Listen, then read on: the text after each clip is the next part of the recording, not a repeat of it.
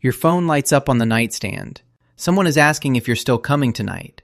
And before you even read the full message, something in your chest already knows the answer. You type the excuse slowly, like you feel guilty about it. But the moment you hit send, something releases. Not sadness, not shame. Something closer to oxygen. Your shoulders drop. The tightness behind your eyes fades. You sit down on the edge of the bed, still dressed. And for the first time today, you can breathe. And the night hasn't even started yet. Most people would call this antisocial. A few would call it avoidant, difficult, strange. But what if the relief you just felt isn't a character flaw? What if it's your nervous system finally coming home? You have probably spent years believing something is wrong with you. That the version of you who dreads group dinners, who lets calls go to voicemail, that the version who needs hours alone after a single event is somehow broken.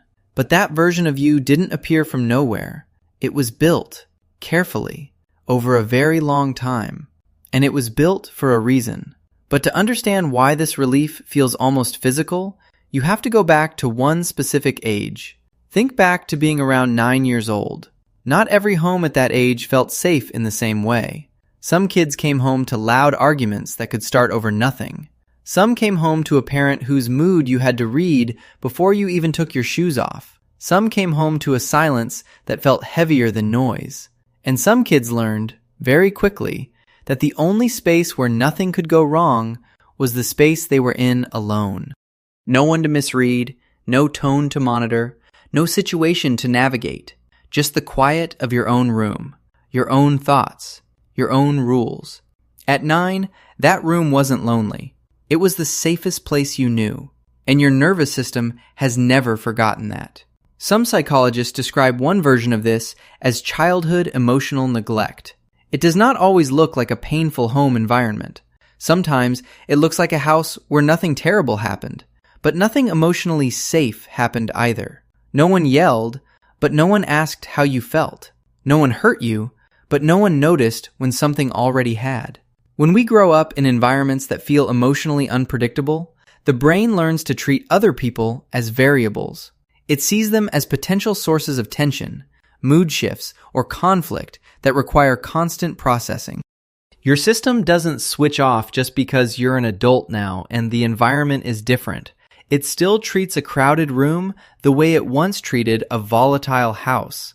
It still treats a dinner conversation the way it once treated a mood you had to survive. And after all that monitoring, all that reading, all that quiet bracing for what comes next, your body needs somewhere to land. Solitude is where it lands. This is not a personality flaw. This is nervous system regulation. You probably know this feeling well. You go to the event. You do the thing. You smile, you listen, you contribute. But on the drive home, something starts to drain fast. By the time you're inside your door, you don't want to talk. You don't want to explain. You don't even want music. You just want the room to be quiet, and you want no one to need anything from you. Not because you don't love the people you just left, but because your nervous system just ran a full shift. It processed every expression, every pause, every shift in tone. It held its breath in the moments that felt uncertain, and now it needs to stop. Stephen Porges, the researcher behind polyvagal theory, describes how the autonomic nervous system learns to map safety. For some people, connection signals safety.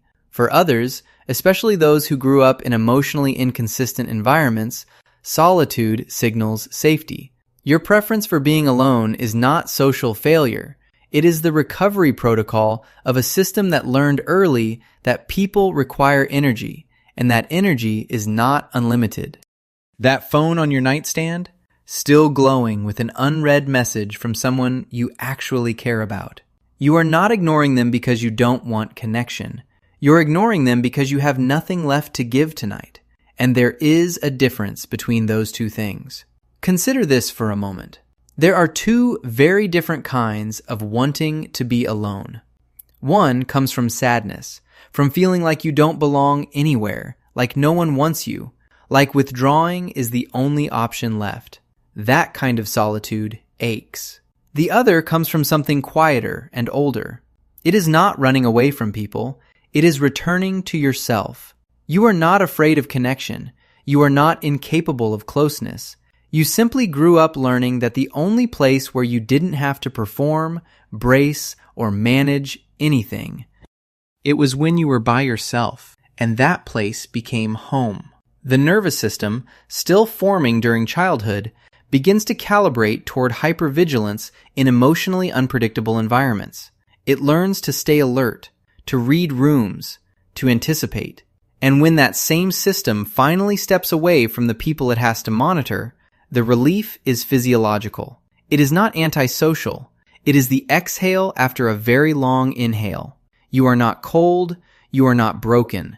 You are not someone who is incapable of warmth. You are someone whose system learned, during its most formative years, that solitude was the one place where nothing unpredictable could reach you. And that lesson lodged itself so deep that even now, in a life that may be genuinely safer, the reflex remains. Your body still reaches for the quiet the way it once reached for a closed door. Not because you hate people, because you love the version of yourself that only appears when no one is watching. The cost of this, though, is real. The people in your life right now, the ones who actually mean something to you, sometimes feel that distance. They send the message that glows unanswered. They invite you and hear the excuse. They don't always know that when you cancel, you are not rejecting them. You are protecting the part of yourself that only you know how to protect. And the guilt of needing so much space in a world that rewards availability, that is something you carry more quietly than anyone realizes. You have been told you're hard to reach. You have been called distant, strange, antisocial, difficult. The one who never picks up. The one who always needs time. But each of those labels missed what was actually happening. The person who let the call go to voicemail was full. The one who stayed home on a Friday was recovering. The one who needed the room to be quiet and the phone to be face down was not broken. They were doing the only thing that had ever reliably worked, coming back to themselves. You are not antisocial. You are not a defect. You are architecture. Your need for solitude is not a malfunction. It is the evidence that somewhere in your history you learned to take care of yourself because the environment required you to. That instinct is not something to fix. It is something to finally understand. And maybe the most important shift is this. You do not have to earn the right to be alone.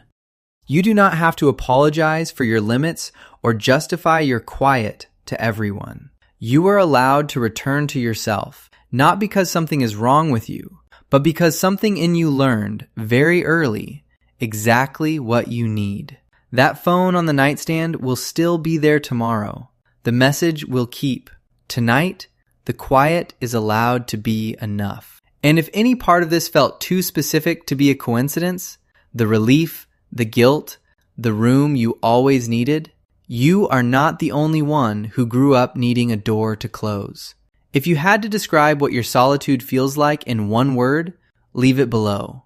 And if you have ever wondered why you also go quiet around most people, even the ones you trust, that might be worth looking at next.